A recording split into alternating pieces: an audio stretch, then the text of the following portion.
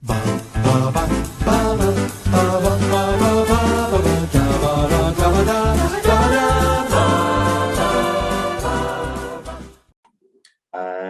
now the end is near. But only for this. We've got lots of other projects on the horizon. We've got Denis Villeneuve, as previously mentioned. But it is the end, ultimately, for Mission Impossible. Your mission. Should you choose to accept it? I wonder, did you ever choose not to? The end you always feared is coming. And the blood will be on your hands. The fallout of all your good intentions. You had a terrible choice to make in Berlin. One life over millions. And now the world is at risk. This is the CIA's mission. If he had held on to the plutonium, we wouldn't be having this conversation. His team would be dead. Yes, they would. That's the job.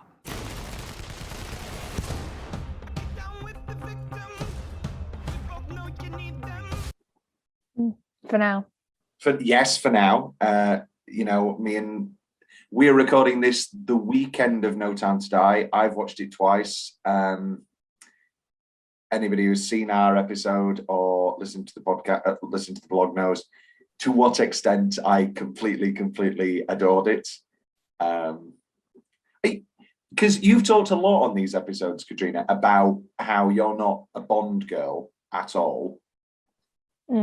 Will you see No Time to Die?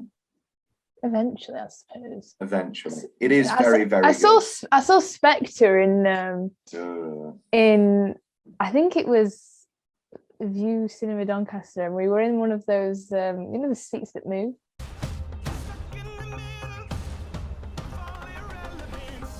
You don't understand what you're involved in. You need to walk away. Please don't make me go through you. How many times has Hunt's government betrayed him, disavowed him, cast him aside? How long before a man like that has had enough?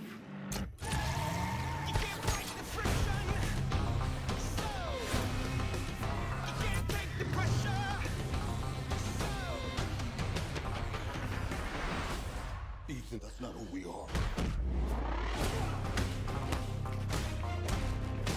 Maybe we need to reconsider that.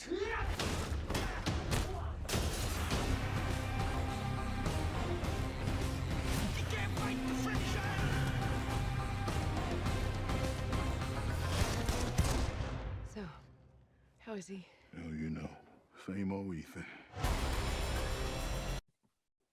Yeah, I know the seats that move. 4DX. Yeah, I hated it every single second. Not just the film, but also. I watched Spider-Man. Jake Gyllenhaal. Yes, the renowned film Spider-Man Jake Gyllenhaal. I watched that with my ex in the cinema, and I was booking the tickets because it was a spontaneous thing. And I also watched it with my ex in the cinema. Yeah, but we were booking the tickets, and she was like, "Oh, they do the seats. Tom, please, can we do the seats?" I was like, "Yeah, sure." Even though she'd already said she was going to leave me in a week. Anyway, money doesn't matter. But yeah, we also broke up around. Didn't we have breakups around the same time? I think it was probably the release of Spider-Man Jake Gyllenhaal. Yeah, around that time. Yeah. Anyway. Yes.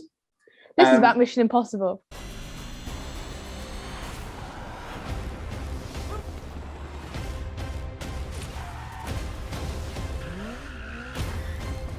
What the hell is he doing? I find it best not to look.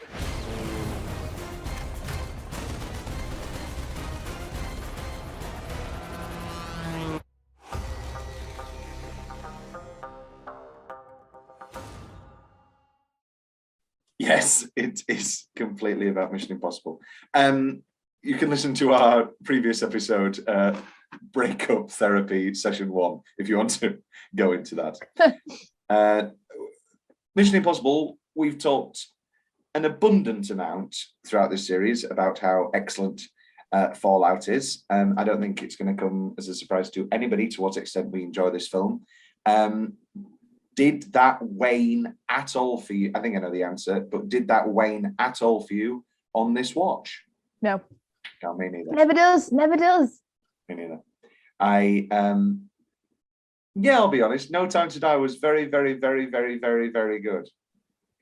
And so there were parts of this movie where I was like, oh, this isn't as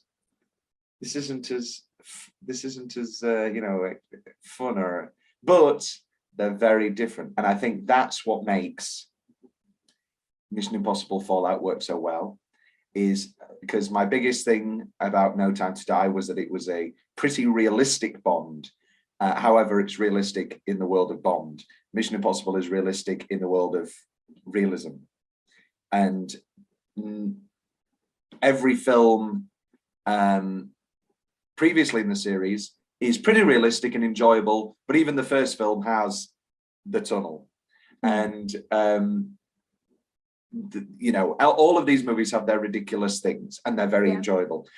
This movie's big stunts and big set pieces are so gritty and so naturalistic, and obviously completely truthfully, I spent a good hour and a half last night watching all of the Blu-ray special features. It's just their absolute mission to make these sets and these action sequences as realistic as possible. And I think it's the thing that people always say, and I know this is going to sound stupid, I think we take for granted the lengths that these people are going to, because I think we think it's just CGI.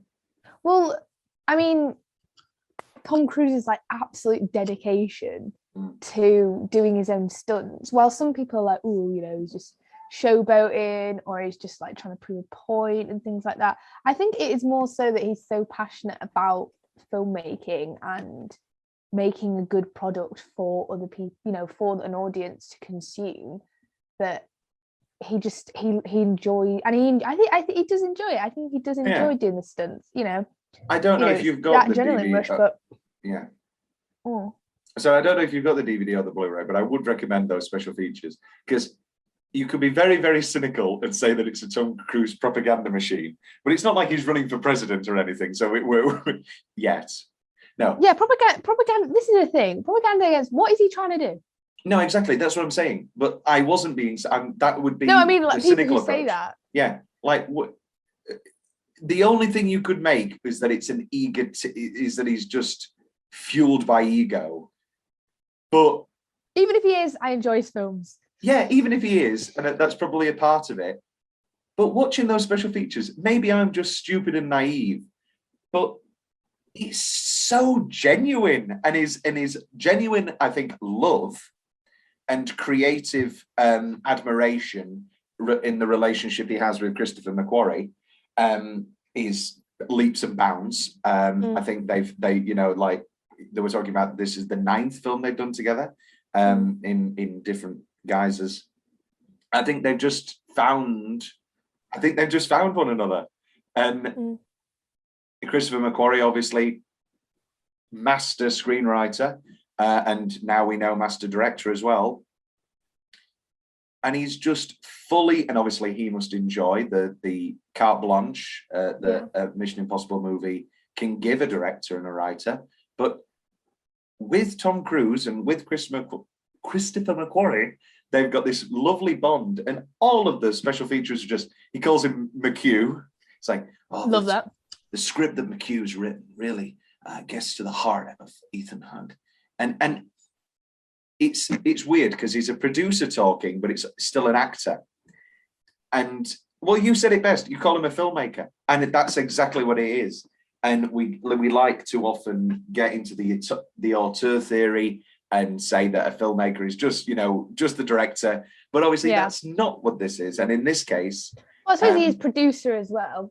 Yeah, and he is the driving force behind it. There would be no Mission Impossible franchise if, say, someone like, I don't know, you know, if there's a different act behind it, they wouldn't be as passionate, in my I think opinion. it's just it's a sandbox now, and it's a playground, and we've seen Tom Cruise's passion come out in the leaked audio. We file. are the gold standard.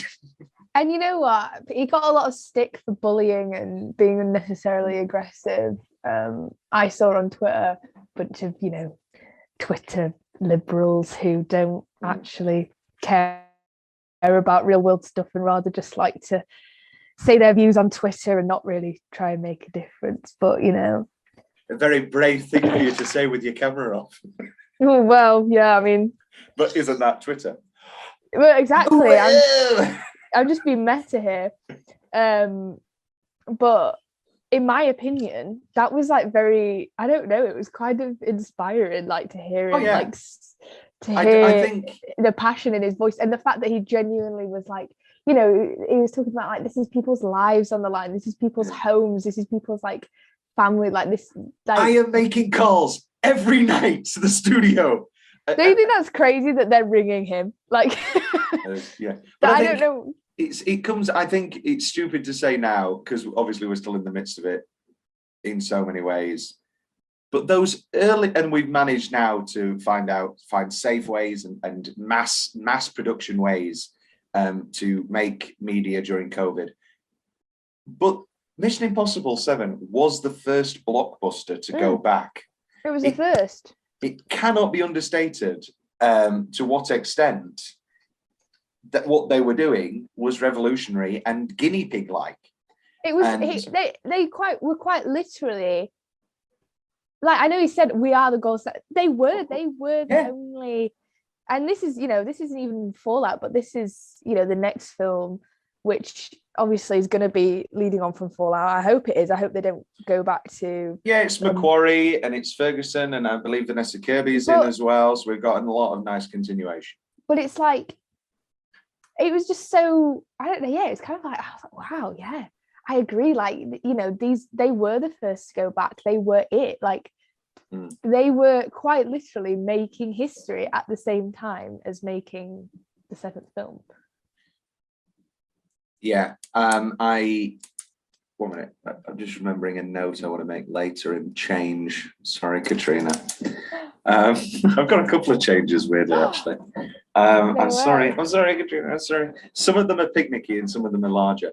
But and I believe they're. I'm going to shut my door, shut my window in case anybody can hear these bins getting unloaded. Oh no, it's a car. It's definitely somebody's car that's been hoiled or toiled. What's he called?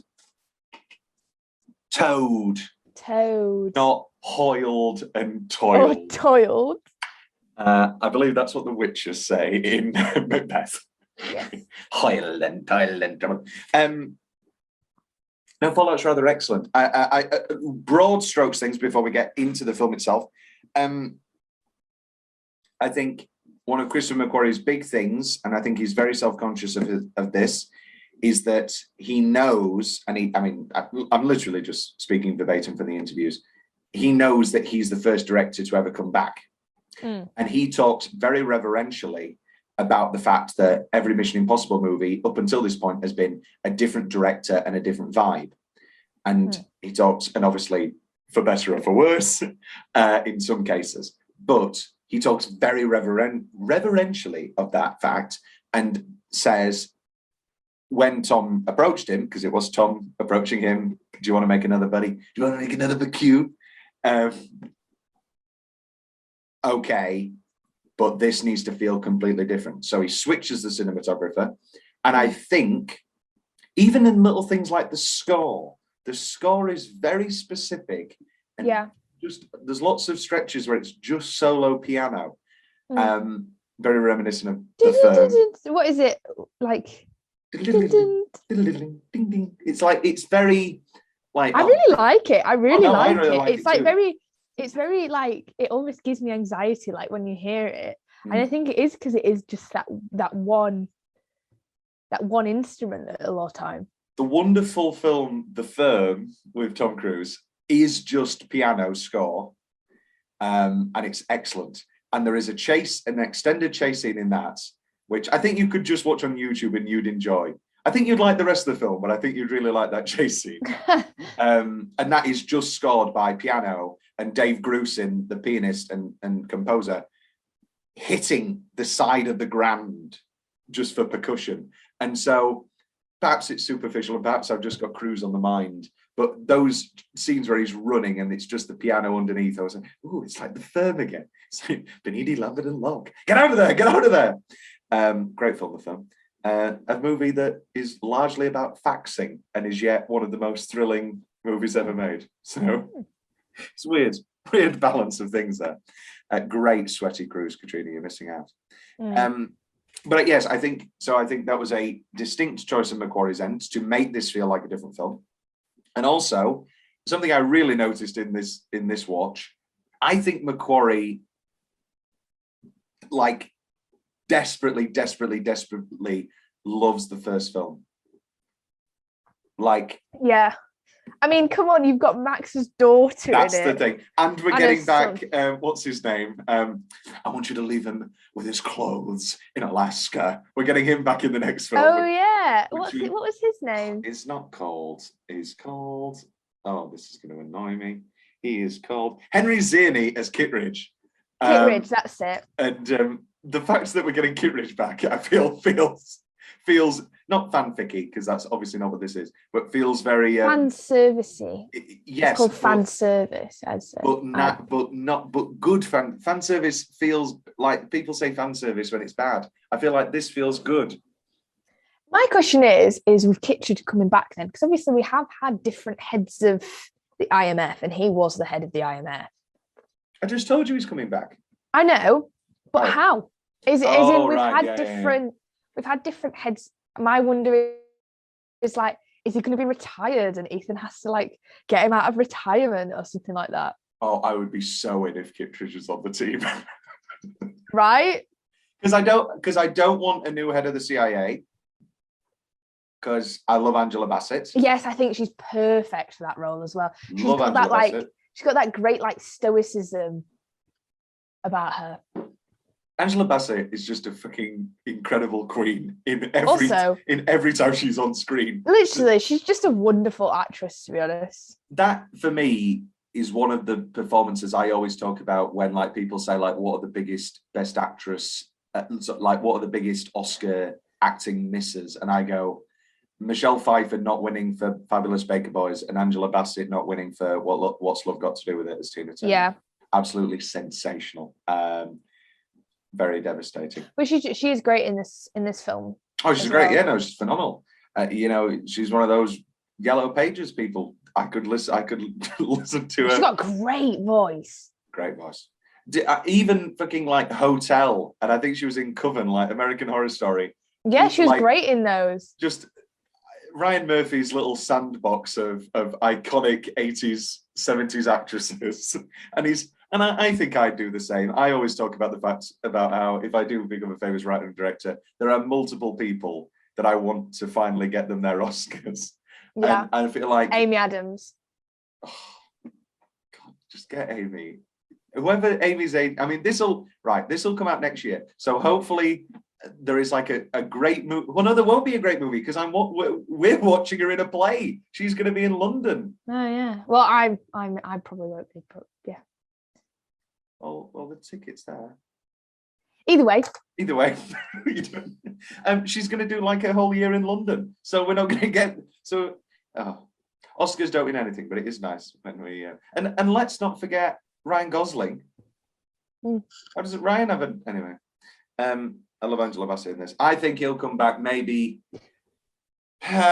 was he the head? He was the head of the IMF, wasn't he? In the first. So well, we obviously need. And then it was Anthony Hopkins, who's older than him, which. Yeah. And then it was Lawrence Fishburne in number 3. Oh yeah. And then in 4 it was nobody. No, it was the guy that got shot. Yeah. In the car. And then in 5 Baldwin. Eventually. Yeah. Well, that's unfortunate that Baldwin dies in this movie. So obviously we do need a new IMF head. Oh, Maybe that's they gonna bring be back so. Kittredge. That's gonna be so great. Who I was. are you bringing back? Hi, Ethan. Oh yeah. I hope there's some like visual nods. I hope there's like a moment where they're talking and the cameras start turning. Anyway, I'm getting too excited for a movie that we probably won't see for 2 years. Because it did get bumped. And I believe Maverick's been bumped as well. God. Oh wow. Anyway, it's a huge, huge success critically and commercially. Budget of 178 million. It makes 790.1. Jeez. Sorry. You know what? 791.1. You know what? Well deserved. Oh, well yeah. deserved. Like everything about this film. Like I know you say you've got things to change, but so many things in this film. I don't know. I love it. Every time I watch it, it's just like It's relentlessly refreshing. yeah. And Even the like the cinematography, in my opinion, there's a lot to do with like the coloring in this film that I find very interesting.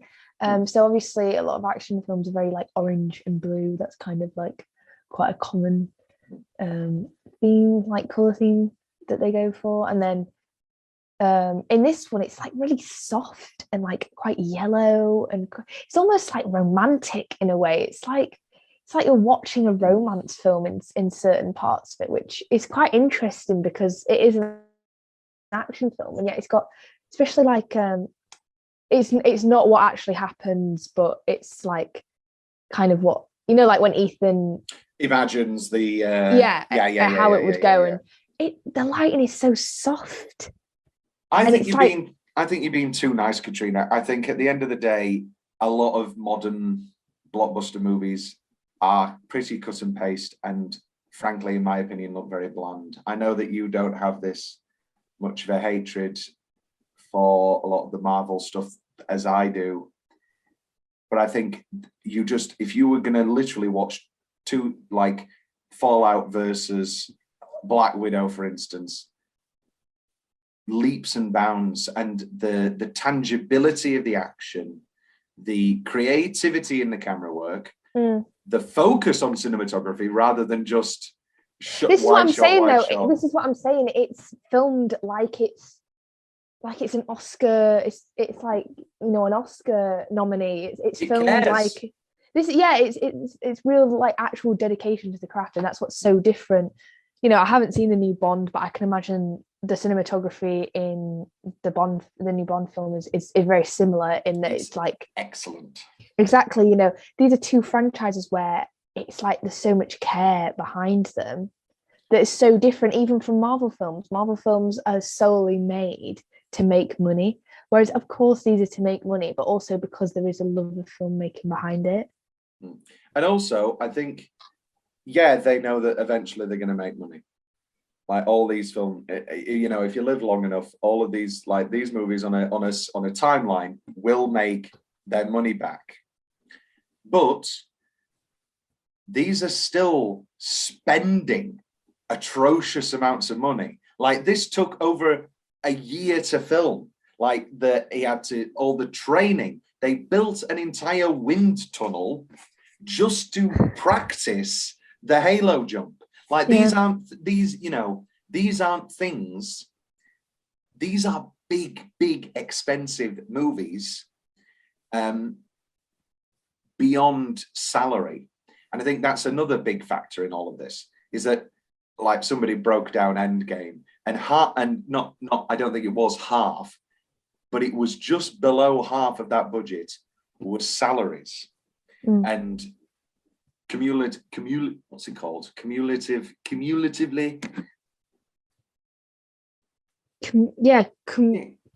I know what you're trying to say. That over the course of multiple contracts and all that. Whereas this, you know, I just think it's a matter of easiness. It would be tremendously easy, and half of your audience wouldn't even notice or care if the halo jump was CGI. And obviously it's completely it's completely CGI'd into the Paris nightlife. There is something I would change, actually. I just remembered one of my changes. Okay, well, we'll get. But that's for later. That's for later. That's for later. Obviously, it's CGI'd into the Paris nightlife, and it was originally over the skies of Abu Dhabi. But it would be so easy to just do that in a wind tunnel with a green screen. It would be so easy for all of the helicopter sequence to be CGI, and any of the other number of like that shutting down the Arc de Triomphe for a morning. Like that reminds me of like Vanilla Sky when they shut down Times Square, to just have Tom Cruise run through it and go, "Oh my God, I'm in a dream." Like these aren't the sort of stunts that people do anymore, really, apart from this franchise. You know what? Say what you want about Tom Cruise and say what you want about Scientology, but man, oh man, does it make some good films. Because let's be real, this man would not have half the influence he has if he wasn't a Scientologist. So sometimes I think we need to step back and thank Scientology. No, I'm kidding. Once again, I have to preface and say, we do not agree with Scientology or Tom Cruise's political views. Just do have to think, would we have as good of films if he didn't have that kind of influence in Hollywood? I think maybe I'm naive. I think yes. I think Tom Cruise has been around. I think Tom Cruise could make whatever he wants now. And which in so many ways, I mean, I talk about this often, but I do long for the days of like the end of the 90s, like the 80s, 90s Cruise. Like we're probably, I think what will happen is we will get to some good movies again. Like he's never going to be in a fucking Magnolia or an Eyes Wide Shut again, or you know, Born on the 4th of July. I think we'll get a load more Rain Mans. I think he's going to finish Mission Impossibles whenever he finishes them. And then his next campaign is going to be, I'm going to finally win that Best Actor. Well, I mean, you know, even Top Gun, like he's bringing Top Gun back, that almost feels like it's different. I don't know. It's just, he's just done like the same films. I don't know. It's interesting. Like, I'm excited to see Maverick, I guess, but I agree with what you're saying. Like going back to like more artsy, more like out there. It's what I keep saying. You know, Craig's done with Bond now, and Robert Downey Jr. is done with Iron Man. I can't wait for some actual like. I famously love the girl with the dragon tattoo. I love Logan Lucky. You know, Robert Downey Jr. is excellent in Zodiac and other movies beyond Marvel. I can't wait to see them in some other stuff finally. And it's a double-edged sword in this case because I love the Mission Impossible movies so much. But I would like to see Cruise do other things. Yeah, I agree. Katrina Unit 1-star review corner. Surprised by the high ratings. I watched the movie and it was boring. I mean, great actors, but other than that, it was not original and without any thrills. Critics are either bought or have some different criteria for rating a movie. Okay. The mission wasn't impossible. It was 2.5 hours of wasting my time. I don't understand how someone could watch this and not enjoy it. What do you just not enjoy action films? Yeah, again, it doesn't feel like 2.5 hours. No. It's definitely a film of two halves, but I don't feel any big like, oh, okay, it's the next hour. It's never like it just flows so well. Yeah, it doesn't feel like a slog. No. 180 million budget, boring, noisy, implausible, predictable. More than half the movie is CGI. Do some research. Maybe. Please get rid of Benji. Oh, how rude. Let's get into the body of the film. 10-minute stretches, Katrina. You famously take notes and famously don't take notes and like to rub that in my face at all times. I've put here the fake out, the opening Wolf Blitzer fake out with the masks and the reveal of John Locke. love I love that bit because it's such a callback to the first film. You know, where he goes in with his mask and then all the set comes down. Such a callback to the first film. Yeah, I love that bit, and especially what you were saying earlier about how Macquarie seems to be a fan of the first film. Definitely, there's a lot of homages in this film to the first, which I really enjoy, and that is the first of them, in my opinion. And they got Wolf Blitzer, which is really fun.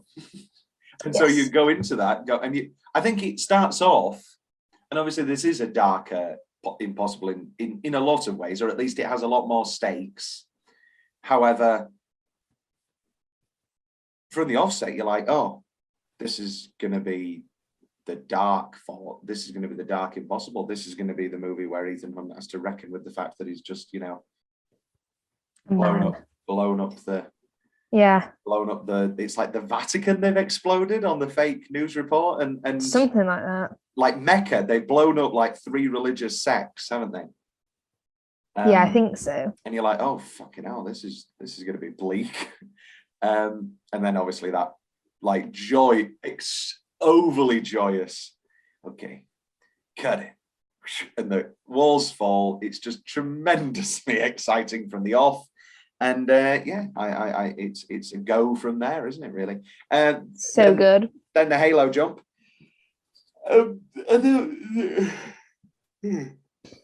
Yeah, same. I don't yawn like barely ever, and then I get on here and I yawn all the time. Glad I'm such a, I can keep you entertained for so long. You're an inspiration, Katrina. Yeah. The Halo jump, which, to say all the stuff that they went through, is really, really quick and is really exciting and is really fun. You said I'm going to let you say your change because I mentioned the Halo jump and you said I've got to change. Is it about this, or do you want to say that? Yeah, there's too much going on, in my opinion, in that scene. Okay, yeah. I would have rather have just had, obviously I understand why they had to be in a storm and stuff like that for the story, but it was like I just kind of wanted to see him jump. And I know it was originally filmed somewhere else and then they had to change it to Paris or whatever. But yeah, I just kind of wish we could have seen it more instead of seeing clouds and lightning, and it didn't look as realistic as I'd have wanted it to. Yeah, to say that they went through, it's like I'm trying to think of another example, and I can't. But like, to say all the shit that they went through to get it made and made it realistic and made it actually for real, you'd think that they wouldn't cover it in CGI clouds to make it seem like it's not real at all. And yeah. like, if you haven't watched the special feature, then you're going to go, oh, that was exciting and fun, but yeah. So that's my change for you there. Whereas, but it's still very good. It is still very good. Yeah. Whereas with the helicopter chase later, it's all there. It's all there. It's all right in screen, front of you. and it's all absolutely incredible. I do still like that scene. I think it's funny at the end where he goes like, I can't remember exactly what Walker says. It's like, you lost your oxygen. Yeah, that was it. That always makes me laugh because I think it's mainly because of Ethan's face afterwards. It's just so like exasperated. God, you know what? Again, and I said this with the first film. This film kind of just feels like just every 10-minute stretch of this film is just a 10-minute stretch, if that makes sense. Like, I think we call it.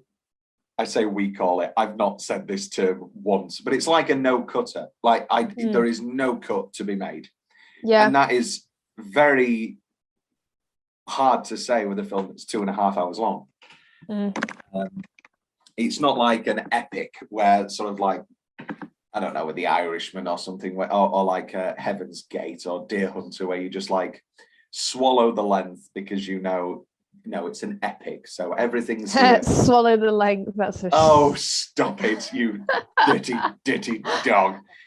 Oh my God, what is this? Carry on, that was too easy. That was too easy. What is this? Carry On Up the IMF? Oh, I'd watch that film. I'd watch that film too.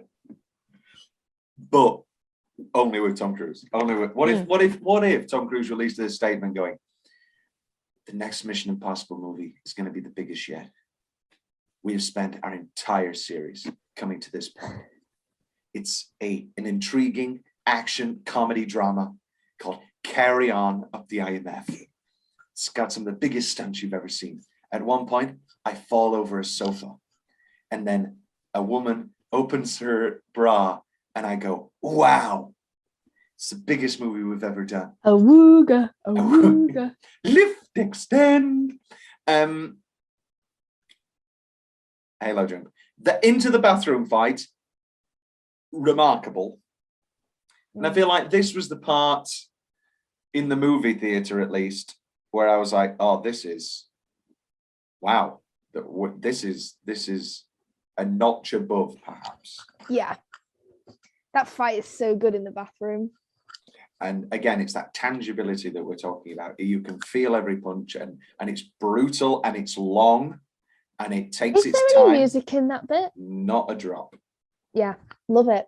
I love how the use of sound is in this film. You know, there's so many instances where there just is no music, and you're just left to just kind of like sit in this, like, and it's like, it's almost uncomfortable, but also it's like, God, this is good.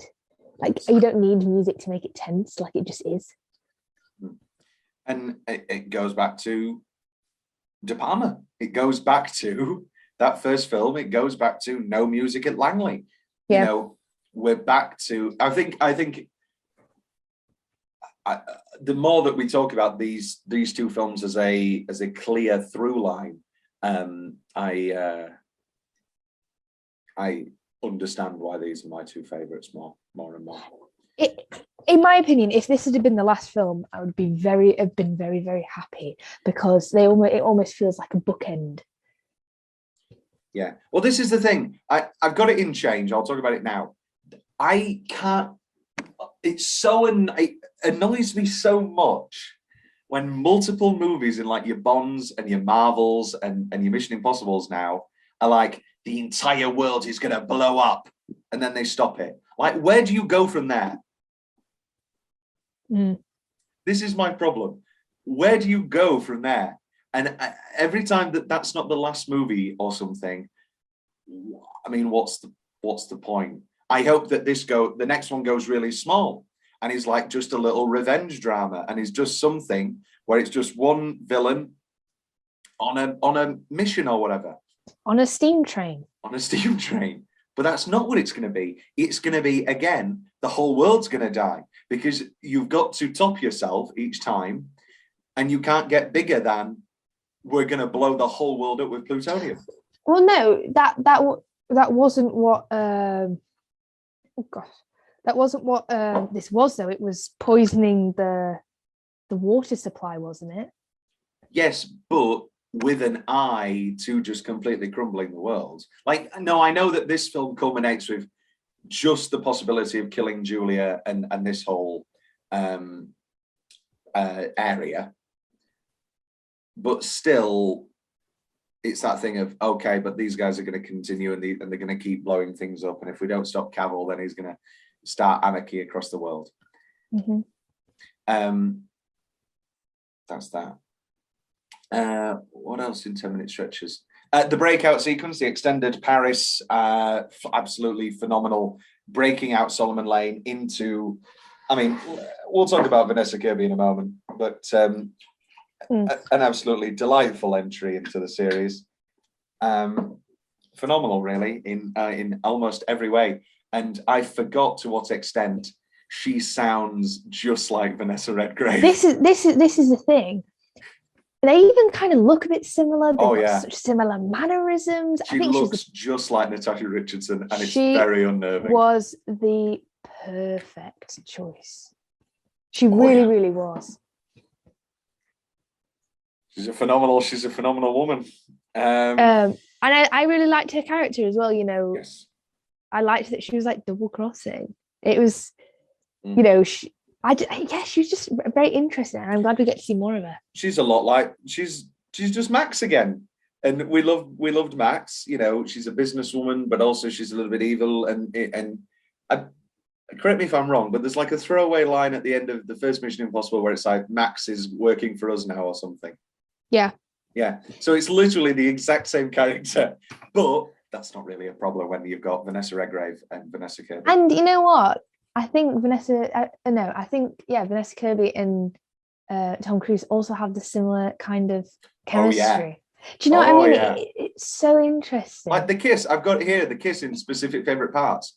It feels so natural. And I don't know whether it was always in the script to have them kiss or whether, I mean, I know it wasn't improv, but I think like the amount of time, like talking, we kept talking in the first episode about like how we just wanted him and Max to just kiss and just get down to it in the back of that car. Maybe that was just me, but like the chemistry back and forth and the talking, and it was just like, yeah, just kiss him. Thank God. It didn't feel like, oh, it's weird that Tom Cruise is 60 and Vanessa Kirby's 30 or whatever. It was like, oh no, just kiss him already. And she does, and it was wonderful. But also, it wasn't really necessarily a sexual kiss, but it was like we are one and the same. It was like, marvelous stuff. Agreed. Great stuff. I mean, and also, I'd like to see that maybe in the second movie. Now that she's working for us and she knows who Ethan is, presumably. I knew your mother. Like there was no mention of that. And I know he can't because he's John Lark or whatever. But I'd like some. And also, Vanessa Redgrave's still alive. Yeah, why didn't they bring her back? Maybe she didn't want to. That's true. I think no, I don't think bring her back in the role of the White Widow, because Vanessa Redgrave is a very old woman now, and so I don't think she could pull off the White Widow as written here. But I would like to see her in perhaps a less action-based role in the next movie, or. But she's dead. Max dies. Yeah, I swear it's a memorial service, is it not? I swear they're talking about how her mother was this. Yeah, maybe. That sounds about right. I'm pretty sure I thought it was just like a nice gathering, and they were like, no, "You're all here because you knew my mother." No, I'm pretty sure Max is dead. Well, that's unfortunate. Maybe she's not dead and she's alive in Switzerland, and she's just like living out her best life because she doesn't want to die.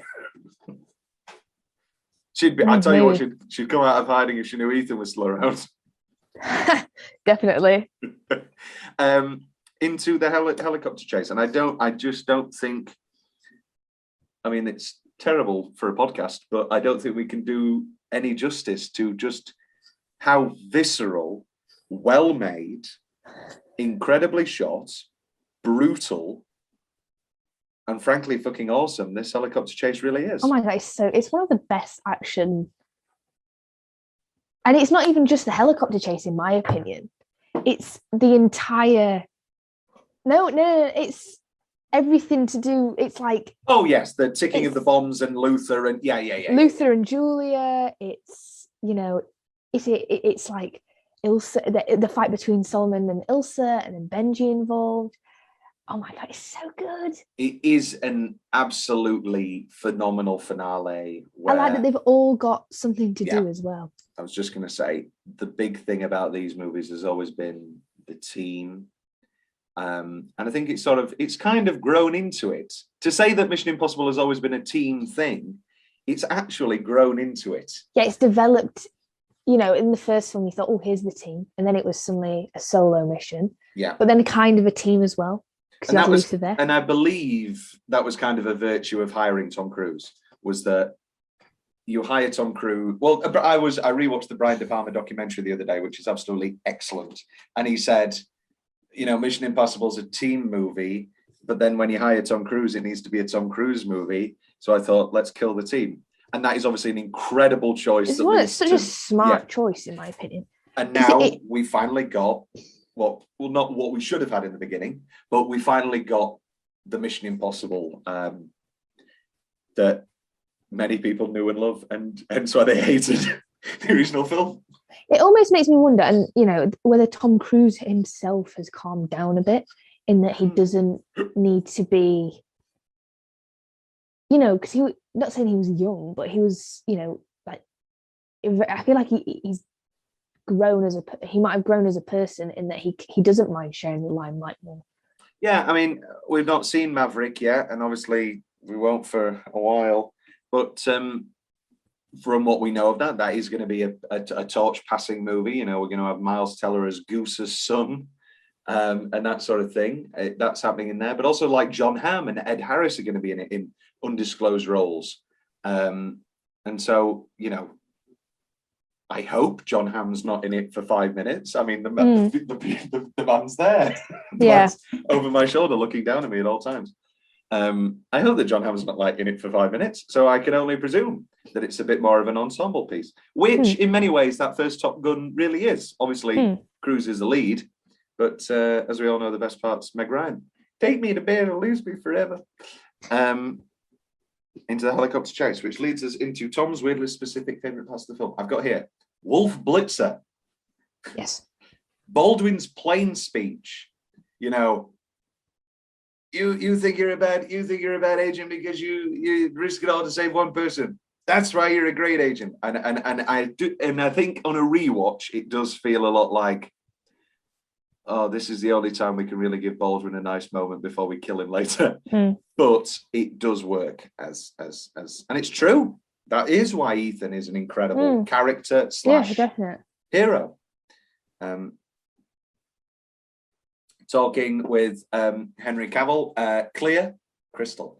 Obviously, a nice reference to A Few Good Men, another one of my favourite Tom Cruise movies. I'm going to put a pause on Tom's weirdly specific favourite parts of the film because we just mentioned Henry Cavill for the first time in this episode. Oh my God, yeah. Excellent. He's great in this. Absolutely excellent. I don't want to tokenize you as a bisexual, Katrina, but I've seen loads of tweets about The Mummy and how that is the core text for bisexuals with Brendan Fraser and Rachel Weisz. Surely the new core text is Mission Fallout with Vanessa Kirby and Henry Cavill, because aren't they the two big Twitter crushes? All I see is horny Witcher memes. Yeah, but I think I'm an outlier. No. Because I think Henry, obviously he's attractive. I'm not blind and I'm not stupid. I'm not blind and I'm not stupid. But am I attracted to him? No. Is it not at all. Is it the mustache? No, it isn't. I don't mind a mustache. It's for a beard, but he's too big. He's too muscular. He's a big man. When one of my celebrity crushes is Charlie Day, who's just been cast as Luigi, in an interesting turn of events. What if you get hot watching the Mario movie? That would be. I'm not gonna know, am I? I'm not gonna know. I'm quite renowned for liking not really tall guys. That is true, yeah. Henry Cavill is a big. There's a couple of scenes in the bathroom where I'm like, this guy's fucking huge. He's too big. He's like a gigantic man. It's like give you a hug and just break every rib, every vertebrae, every bone in your body. Probably not as big as The Rock, but he feels bigger because The Rock always wears like shirtless things. So it's like a car, opening the hood of a car. The things that The Rock wears makes you understand how big he is because you're like, oh, I can see everything. I get that. But Henry Cavill's always. And he's bald. But Henry Cavill's always wearing like suits. And you go, where is all of this?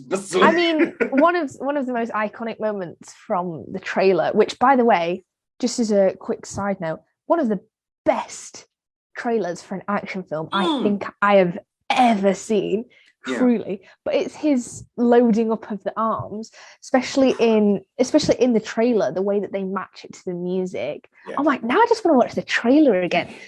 Seriously, guys, go watch that trailer because it's one of the best. And I've got a weird thing for trailers. I love trailers. This doesn't reveal. This doesn't reveal too much in the trailer. The music is well picked. They picked great scenes. I watched the Girl with the Dragon Tattoo 2011 trailer and the Magnolia trailer. I watch those trailers like all the time, just like they're just in my YouTube. Yeah. Do you like Magnolia, Katrina? No, I was just saying that. Yeah, I understand. Oh. I'm the same with certain trailers. This is Oh, one right. of those trailers that I just watch it because it's just so bloody good. We're doing all the Paul Thomas Anderson movies in the new year, and I wanna bring you on blind onto Magnolia, because I do think that is like legitimately Tom Cruise's biggest performance. What I'm gonna do is not watch and just read the Wikipedia plot. I'm going to be there for a while because it's a long movie, so I can only imagine that the Wikipedia plot is weird. Okay, well, I'll try and watch it. Oh, we'll see. But yeah, Henry Cavill in this, he's great. You know, I was always suspicious of him, though. I have to say. Oh yeah, I think if I was going to make a change, it would be make the John Light reveal come earlier. Because as much as I like the switcheroo reveal, but it does. If you actually really pay attention, it does. Because when he hands Angela Bassett the phone, yeah. It was broken, but then suddenly it's not broken. So in a way, I think you are supposed to know he's John Lark. And there's a bit where he's talking about that him and Ethan are talking about what Solomon Lane did, and if you watch his face, he's kind of like smiling, like he's reveling in all these horrible things that Solomon Lane's done. Oh no, I think it's definitely there on a rewatch, but I think on a first watch, because I remember in the cinema being thankful about the phone reveal, because I was like, it's so obvious that he is John Lark. I hope this film doesn't think it's gonna. I hope this film makes this reveal soon, and it's not the final twist, because I've seen this coming the whole time. So I'm quite glad that we got it as early as we did. And not only that, but clearly Ethan was always suspicious of him as well. Because Ethan's a king. King. Back to specific favourite parts. I need a face to make a mask. Let's talk about your favourite Ilsa. Glorious return. Yeah, there's a scene that I love in this, that's between her and Ethan. You know exactly what I'm talking about. It's so romantic. The music is beautiful. Once again, it's shot like an actual romance film. It's shot like Charade. There are multiple visual references in this movie to Charade. A beautiful romance action thriller with Cary Grant and Audrey Hepburn and Walter Matthau. A great film, and this has multiple parts in the same settings, same vibe with him and Ilsa and Cary Grant and Audrey Hepburn. I think you'd like Charade. Actually, it's sort of wacky romance thriller. I think you'd enjoy Charade, and it's got lots of nice like 60s stuff. But yeah, no, I completely agree with you. It's that romance, and I think that's what they've got an eye on for this next film. If not this next film, then the film, then whatever the closing entry will be. I really hope they keep it as, I don't know, it's very pure. It's very like, you know, Julia was his like, you know, like, so you've got all of his loves like in this film. You've got Naya, who's like his fiery, passionate first love. And you've got Julia, who kind of teaches him what love's like. And then you have, you know, Ilsa, Ilsa, yeah. I think it was a very conscious choice to get Ilsa to know about Julia and to have her like Julia, and for like literally, I again on the interview, Christopher McQuarrie said to Tom Cruise, "What's the one thing you wish you could do in this movie above anything?" And he said, "I want to wrap up completely the Julia plot." And you know what? It's done so well. You know, so obviously they talk about Julia earlier in the film. Oh, but that second where you just hear Ethan, and it's like, no. And the voice it still makes me choke. Julia. It still makes me like choke up a little bit. I mean, obviously I'm a bit emotional right now, so it's gonna make me choke up a bit. But it's when he like goes in to hug her as well, and he says, "I'm so sorry." It actually, oh my god, it actually kind of still worked on me this time as a surprise, because I forgot where it was, because it had been a while since I'd watched it, and I was like, oh no, yeah. And then later after they found out, and it was like Ethan, I was like, oh shit, no. And it just, his like the way he says sorry, and like her face, because she's trying to keep it together because her husband's there and he doesn't know.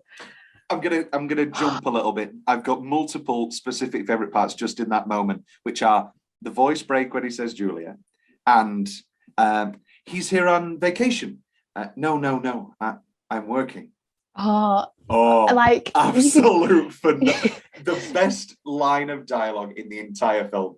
No, I'm working, and it's Cruise's delivery, and it's Monaghan's just it's reaction. like, and obviously they understand each other so completely. Even still, she knows exactly what this is. It's not even just that it's a mission. She knows that she is probably in a huge amount of danger, and then it's also the bit where they're talking, her and her husband are like saying, oh yeah, like someone asked us to come, yeah, and she goes, yeah, our guard, and she's like this, and like our guardian angel, and then it's like she's got that split second of realization where she realizes, oh, she was put here on purpose, this wasn't a good thing, this was done to get her in a place of danger to hurt Ethan. And it's like that entire scene is so, it's like gutting, it's like really like, I'm going to talk about two of my changes now.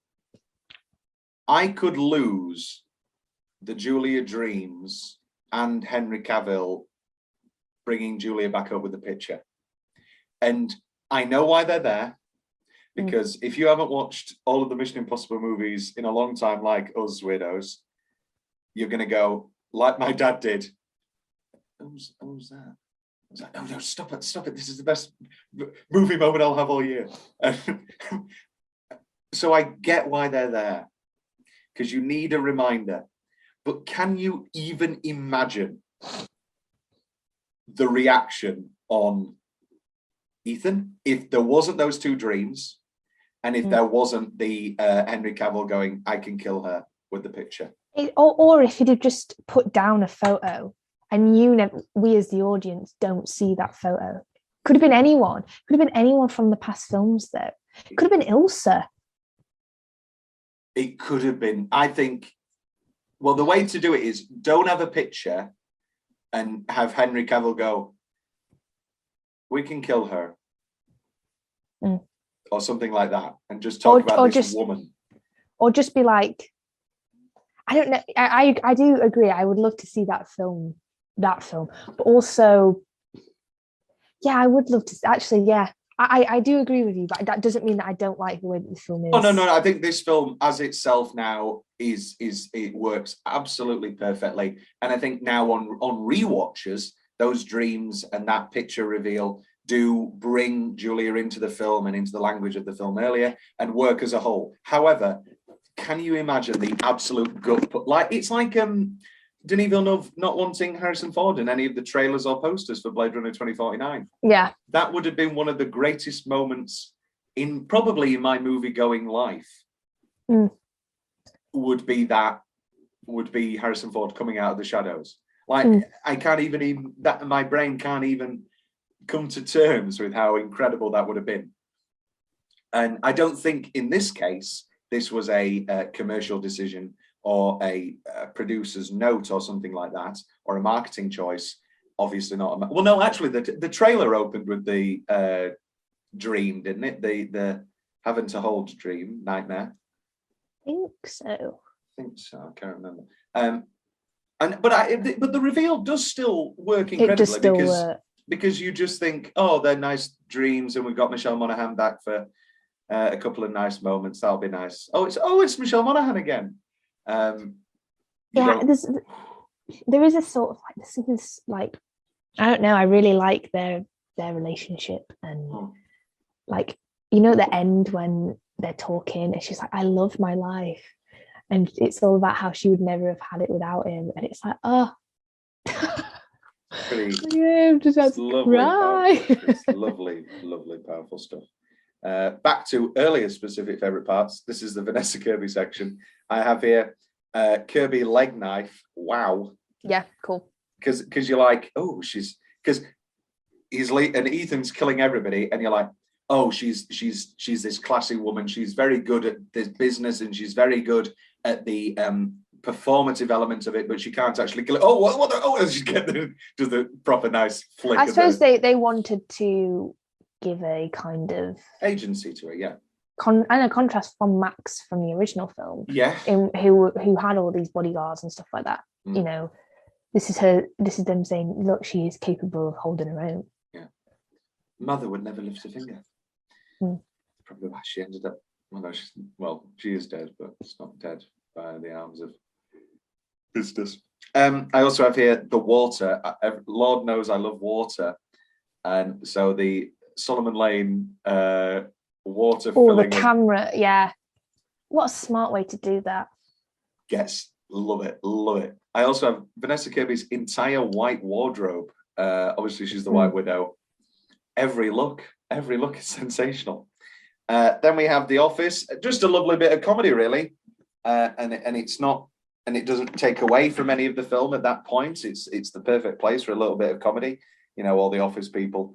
Oh my God, he's gonna jump out of a window or whatever. I love the Luther's confession. We're here because Ethan saved me, and it's like, oh. It's like, of course he did, Luther. You're like the best character in these films. We love you, Ving. We love you, Love Mr. you, Ving. Raves. I'll never get over my mum saying, who names their kid Ving? His name's Irving, Mum, and it was given to him at college by Stanley Tucci. Hey, the two. Yeah. I have here Julia helping out. I like that. What else is she gonna do? Love it. Makes sense because, you know, she's a doctor, work with her hands. Mm-hmm. But also, he's right. What is she gonna do? And Panic her husband. Poor Wes Bentley. So blind. I really like him in this as well. And you know what? He's Again, smart. I think Like at the end, yeah. where it's very obvious he knows that he's Right after the whole Indian Army. It's like a lesser movie would have him be a prick. Yeah, I agree. But he's not. He's like nice, and him and Julia clearly work well, and she loves him. It's great. No, actually, no. I don't think a lesser movie would have him be a prick. I think a lesser movie would have Julia come to Ethan at the end and go, "I still love you, and I'll always love you," you know. Like a kiss and like another kiss or something. But she just I don't remember if she says that she still loves him or that she'll always love him, but she says she says a lot of things to that effect, but I mean, like a lesser movie would have them kiss one more time and then have Ethan go, we can't do this, you've got a husband, you've got a life, move on. Whereas it gives her not necessarily the agency, but it gives her the emotional closure. Again, Christopher McQuarrie is an excellent action director. He's also an incredible screenwriter. I very much enjoy. Yeah, that's right, prick. It's not like because we do have a sort of a Bond line with, can you hold on to this? Or what does he say? What does he say when he drops the load? Oh, I can't remember. He's like, get a load of this. Yeah. He doesn't actually say, I don't think he actually says that, but it's just so funny that he's just like, oh, okay, never mind. And then it backfires. And then like the next time it's like, yeah, that's right, prick. Yeah. I've put Helly down the shaft.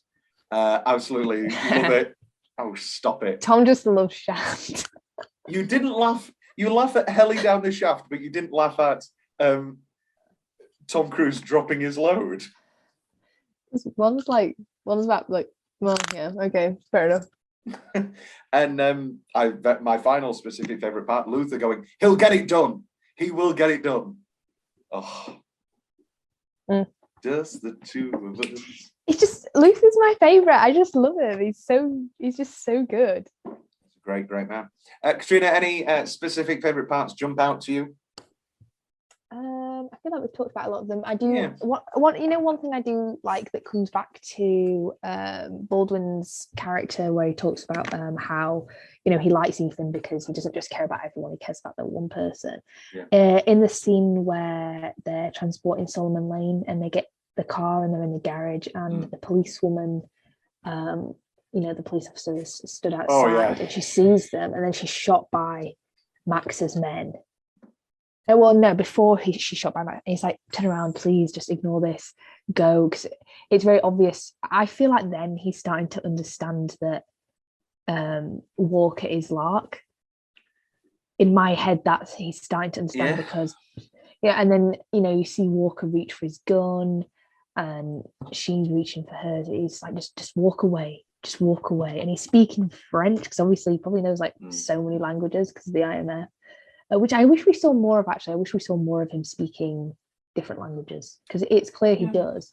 But he's like, please just go, and then like those guys shoot her, and really he shouldn't shoot them. You know, as part of the mission and to protect his identity, he shouldn't shoot them, but he does because it's like he's mad. He's mad that they would shoot an innocent person. And So no he- witnesses. He can sort of get away with it, whether Max believes it or not.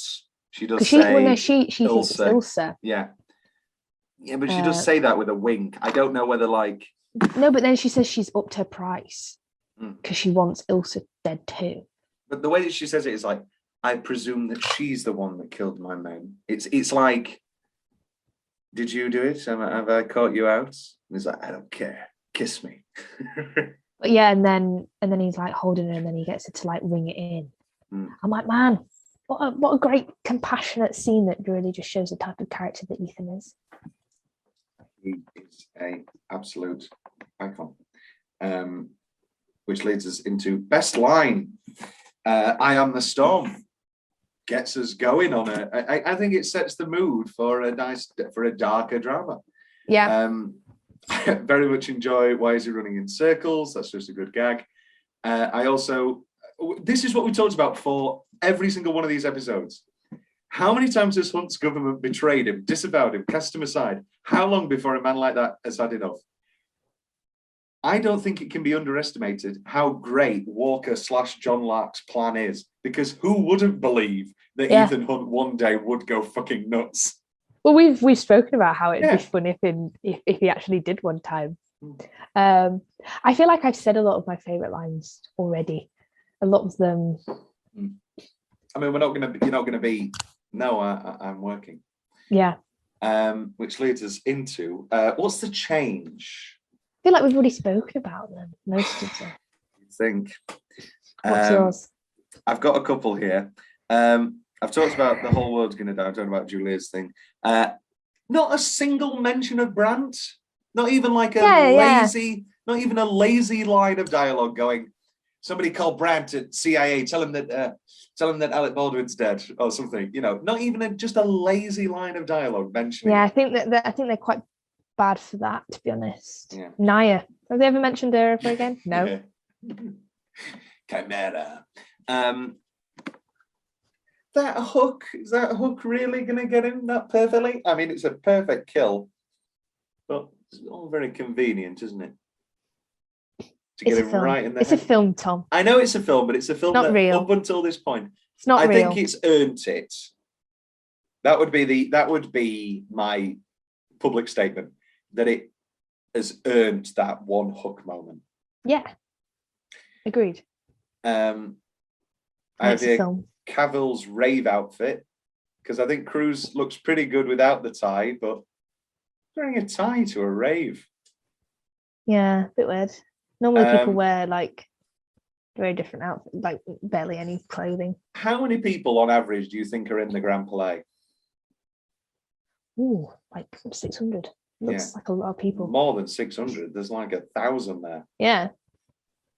And only Why? 4 people go into that bathroom in 10 minutes? Yeah, maybe they're the other bathroom. Oh yeah, No, the other bathroom. And also very clean. Yeah. You ever been to Very a nightclub? Have you ever been to a nightclub toilet? They're not like that. clean. I I've never been into a men's nightclub toilet, but I can tell you the don't. girls isn't clean, so I doubt the men's is. Yeah.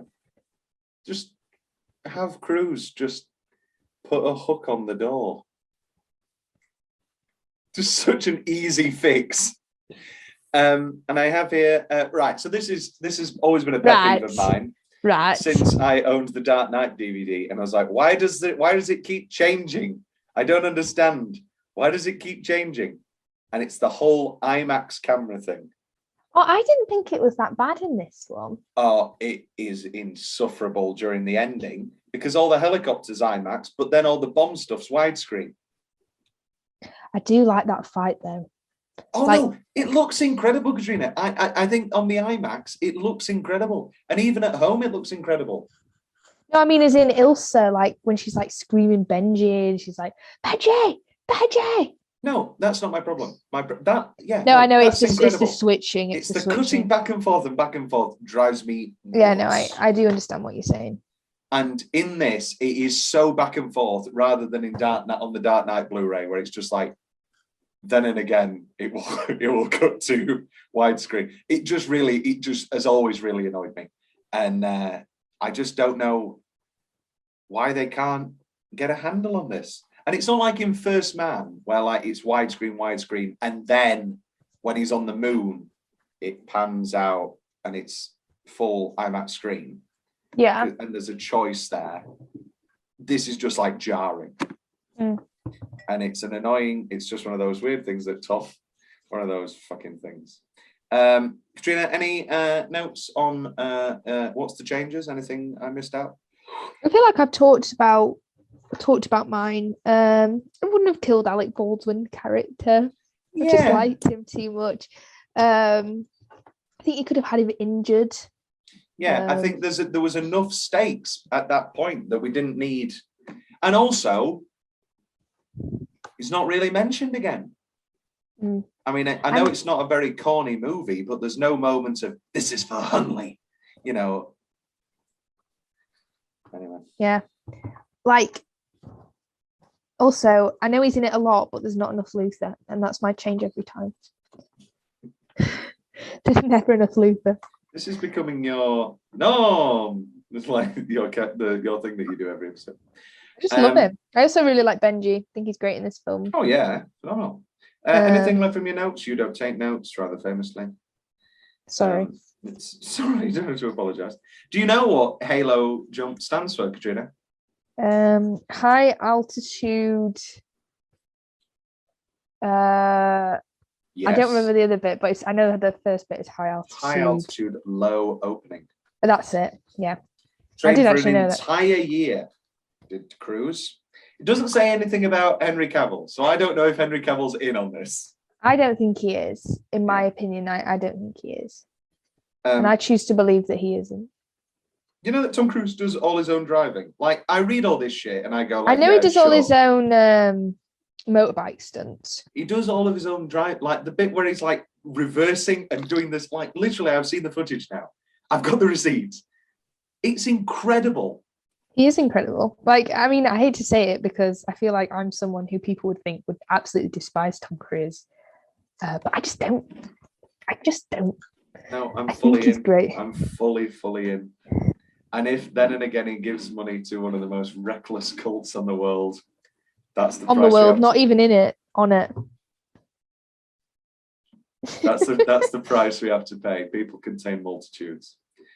The bathroom fight. Multifaceted. Yeah, it's a nice way to say. The bathroom fight was meant to be shot in 4 days, but due to the complexity of the fight, it ended up being shot over several weeks. Interesting. Okay, the film. I suppose there is a lot of fight choreography in that bit. Yeah, and ebbs and flows. It's not like one fight; it's like 3 different fights with breaks. The film had 3,000 setups, 13 helicopters, 6 pregnancies. 6. I know that Rebecca Ferguson was one. Ferguson was pregnant. It's weird here. They've got 6 pregnancies, open brackets, all different women, close brackets. 5 hiatuses, 4 weeks of aerial photography, 3 continents, 2 winters, and 1 broken ankle. Oh, I tell you what. Now that's dedication to the craft. Oh yeah, what a man! He only took 6 weeks, and then he was just back up and running again. Can you imagine breaking your ankle and getting doing shit again in 6 weeks? No, but he broke his ankle and then got up and finished the shot. What the fuck? Because he was like, I need to get past the camera so we can use it. To be fair, the adrenaline rush that must have been going through, like his entire body from that must have been like some strong shit.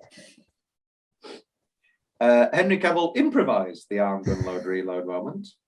Apparently, he didn't even know he'd done it. He wasn't even aware that he'd really done it until he saw it afterwards. It is just pretty cool.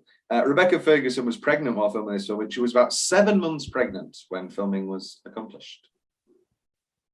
You Henry- can't even really tell. They hide it very, like, I think they Yeah. do hide it quite well. Yeah. Oh. It's not like in old sitcoms where like they'd have to have the mattresses high. Like Yeah, Solus true. carrying a water bath. No, but she's still doing a lot of fighting and stuff like that. Yeah. What if Rebecca Ferguson? What if Ulster had just been on jury duty for this film, and they got Megan Fox? They got in? Megan Fox in. God, what a terrible, terrible time in New Girl. Henry Cavill was offered the role publicly through his Instagram by Christopher McQuarrie. I don't know about that. Love that. During the Clicked into Empire his DMs. podcast, director Christopher McQuarrie revealed that he provides the authoritative voice in the initial mission briefing. Yeah, so like in the opening shot where they're showing all the like armies with all the I do eyes like closed, that bit. I do like, and when he closes the book and all that Yeah. smoke, that is good. it's very good. And one of them's definitely Cavill. I paused it this time and I was like, yeah, one of them's Cavill. Because there's Wow. got the mustache and the huge man. Well, yeah. Christopher McQuarrie's original idea for the opening plutonium exchange was to have one of Ethan's team be killed. He initially considered Luther, but decided against it, admitting that it would not work. Benji was also considered, but McQuarrie feared the film will not recover well if he was being killed off. However, when McQuarrie pitched the idea of William Brandt being shot to Jeremy Renner, he turned down, saying he didn't want to take a paycheck for 3 days and getting blown up, thus having Brandt written out of the script. They were pissed off at him, that's why. Yeah, as an in-cheek joke related to this, Luther and Benji both separately said that they should have been killed right after the shootout. No, I think that's just general dialogue. I don't think that's an in-joke. We've only got one tagline in Tagline Rundown. Some missions are not a choice. True, to be fair. Kind of dropped into this one. Tom's big question. Luther and Ethan Hunt are great actors. Like in the opening fake out scene in the hospital. Upon rewatch, it's very obvious. Oh, okay, they're playing parts because Ethan has never reacted like that in a situation. He's a lot more cool and calm about a lot of stuff. We've never really seen him, other than maybe in the first film where he's like actually sleep deprived at one bit, and he's like attacking Claire. I forgot about sleepy Tom Cruise sending emails. Yeah, and then just beating a woman. We've never really seen him like that, other than when he was like that sleep deprived. So it's upon rewatch, it's like so good because you can just tell that they're faking it. And my other big question: did those guys actually want to join in with the bathroom three-way? I doubt it. I don't know. It feels like I don't know. I don't think so. I think they were being jokey. Jokey and jovial. Jovial and French. Well, they do the most French thing in the world next. Oh,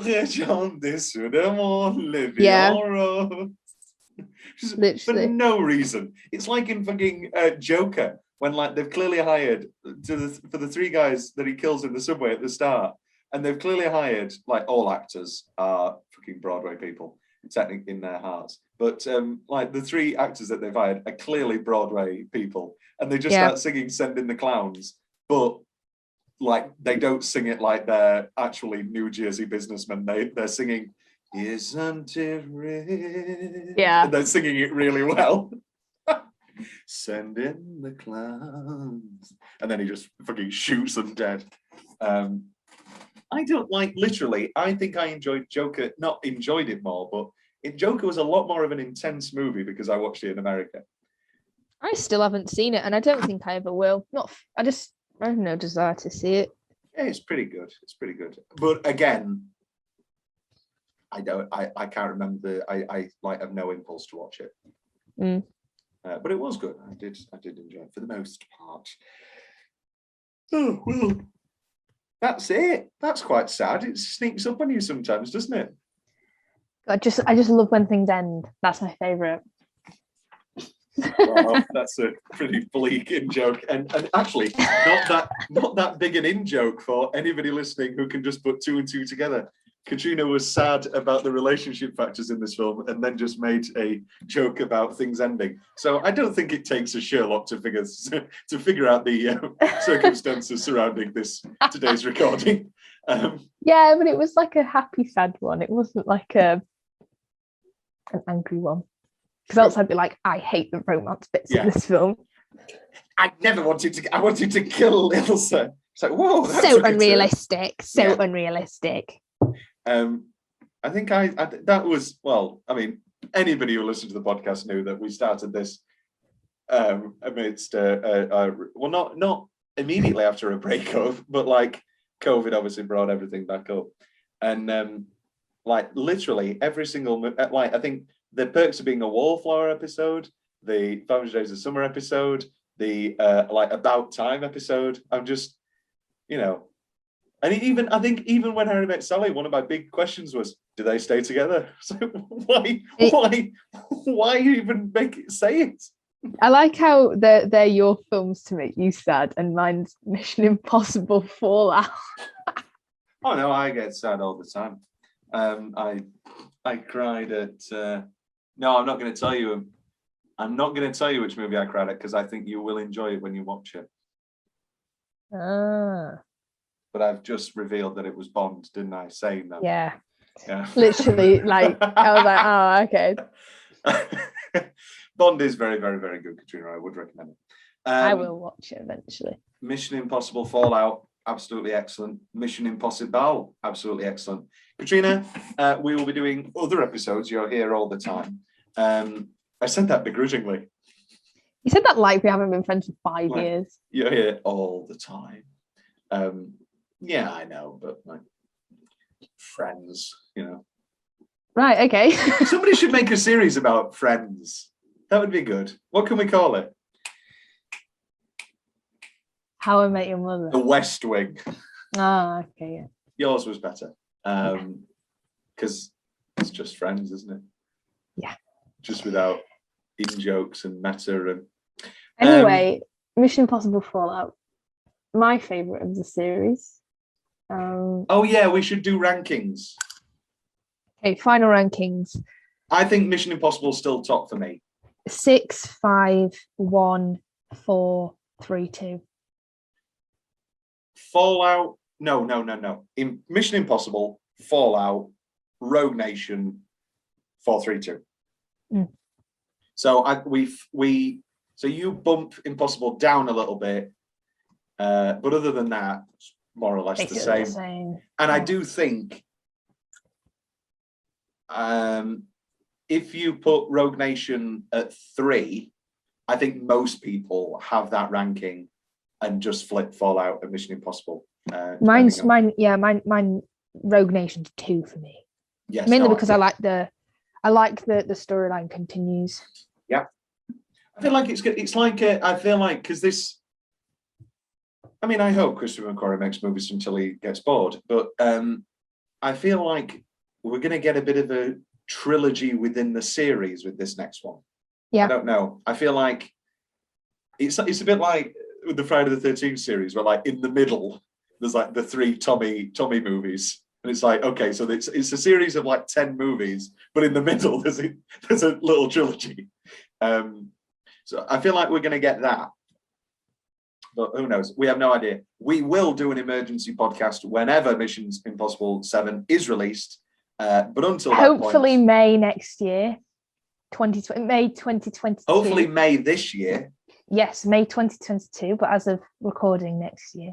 Yeah, it did get bumped or something. I think that's wrong. I'm sorry, Katrina. I think it has been bumped. I don't want to. No, it hasn't. No. But you are in that chair, Blanche. That was a very out of the blue, whatever reference, a Baby Jane reference. Katrina, IMF, mission. What? Accomplished. Mission accomplished. Let's go again. Mission accomplished. How I Met Your Mother. Da ba da ba da ba da da.